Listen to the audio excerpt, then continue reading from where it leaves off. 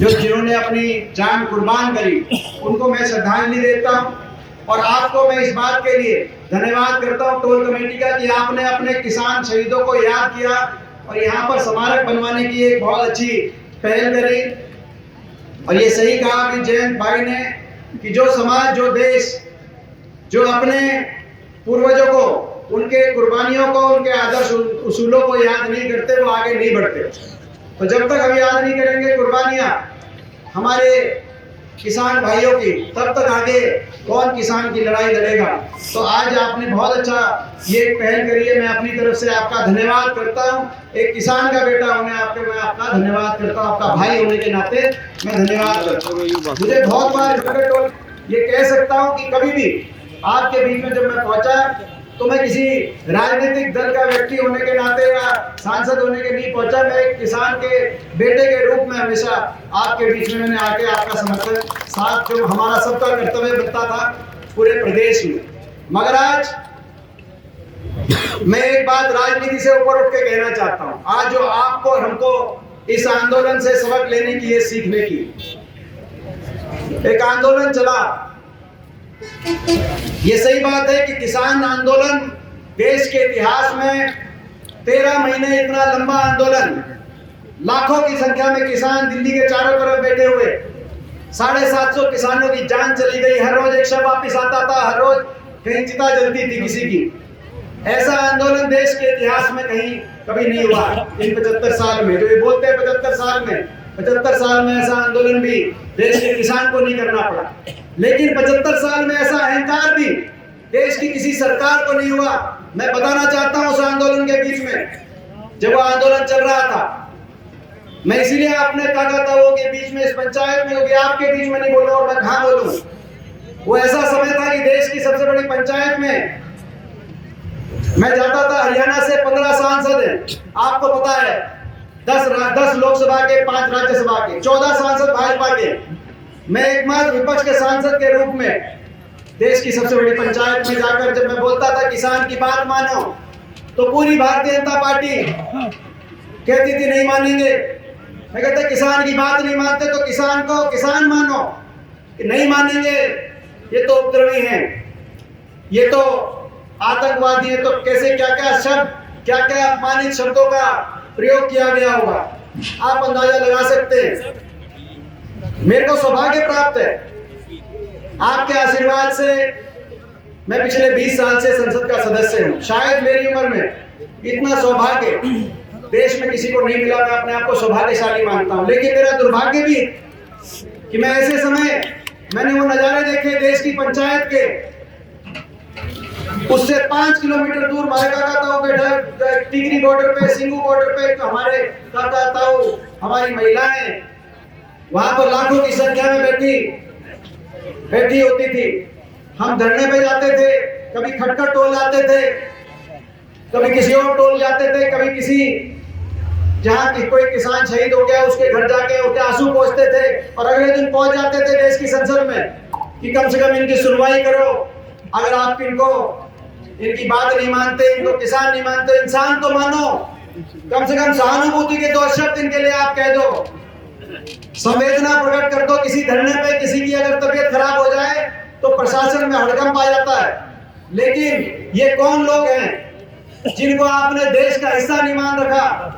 इनके 750 शव उठ गए धरनों से, लेकिन सहानुभूति का कोई 2 शब्द भाजपा के किसी सांसद मंत्री ने एक कोई शब्द नहीं कहा ये देशद्रोही है। और तभी उनकी आंख में आंख डाल के मैंने वहां संसद में कहा था प्रधानमंत्री जी की, गृह मंत्री जी की, कि जिनको आप देशद्रोही बता रहे हो ये वही लोग हैं जिनका एक बेटा ट्रैक्टर का एक हाथ में स्टीयरिंग पकड़ के देश को खाद्य सुरक्षा देता है, तो दूसरा बेटा स्टेन बंद पकड़कर चीन और पाकिस्तान की बॉर्डर पे देश को सुरक्षा देने का काम करता है। देशभक्त कौन है?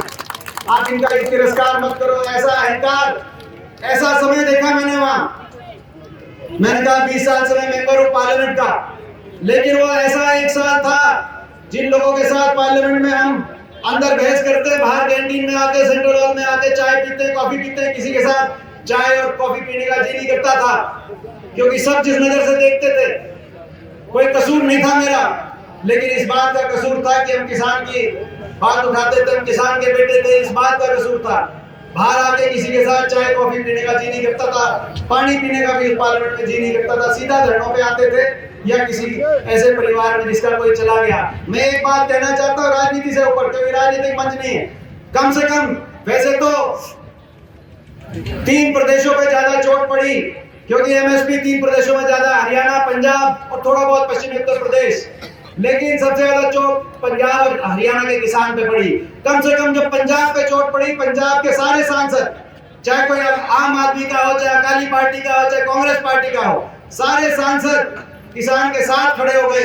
लेकिन जब हरियाणा के किसान पे वही चोट पड़ी तो हरियाणा के 14 सांसद, सारे सांसद किसान के खिलाफ संसद में खड़े हो गए और मैं अकेला वहां पड़ गया। मैं आपको इसीलिए कह रहा हूं, राजनीति से ऊपर उठ के कम से कम आने वाले समय में आपको समझ से काम लेना है और समझदारी से, जो चौधरी चरण सिंह कह के गए कि एक आंख खेत की डोरी पे और दूसरी आंख दिल्ली की राजनीति पे आपकी होनी चाहिए। समझदारी से कम ऐसे फैसला लेना कि कल को हरियाणा प्रदेश के मजदूर पे, किसान पे अगर कोई चोट मारता है तो उसकी गवाही देने के लिए संसद में और विधानसभा में गवाही देने के लिए कम से कम खड़े हो जाए, उनका मजाक बनाने के लिए कम से कम खड़े ना।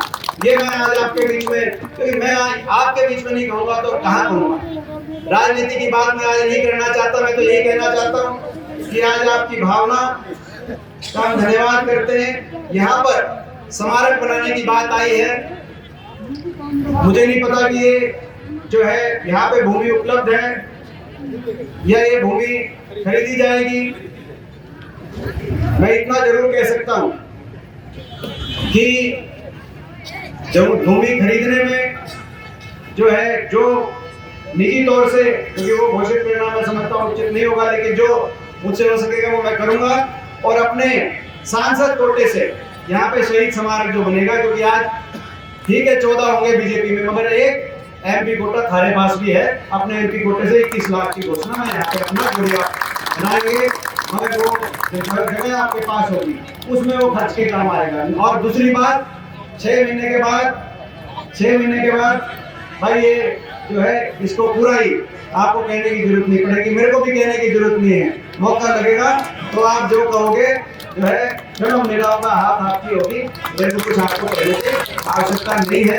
मैं ये भी कहना चाहता हूँ, आखिरी बात, ये जो 750 परिवार थे, इसमें जो हरियाणा के परिवार थे, हुड्डा साहब ने फैसला लिया कि कांग्रेस विधायक दल सारे एमएलए इकट्ठे करेंगे। सुभाष गांगुली जी का प्रस्ताव का जो विधायक यहाँ बैठे हैं, 2-2 लाख अपनी जेब से देने का काम करेंगे और 2-2 हर परिवार को 2-2 लाख पहुंचाने का काम करेंगे। अभी जो जोगिंदर नैन भाई ने बताई कि भाई 83 परिवारों को 2-2 लाख अपने खुद की जेब से।